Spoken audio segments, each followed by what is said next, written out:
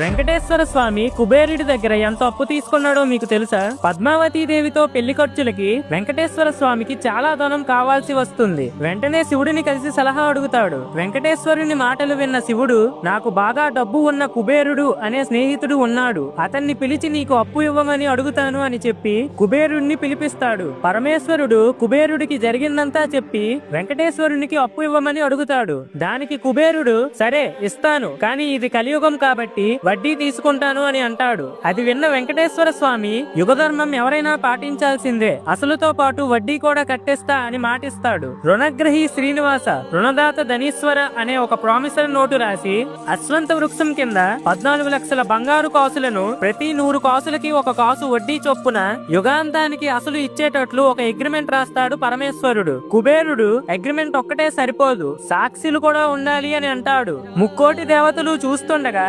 పరమేశ్వరుడు, బ్రహ్మదేవుడు, అశ్వంత వృక్షం వీళ్ళు ముగ్గురు సాక్షి సంతకాలు పెడతారు. దేవతలందరి సమక్షంలో కుబేరుడు వెంకటేశ్వర స్వామికి 14 లక్షల బంగారు కాసులను అప్పు ఇస్తాడు. ఫ్రెండ్స్, గోవిందా గోవిందా అని కామెంట్ చేయండి.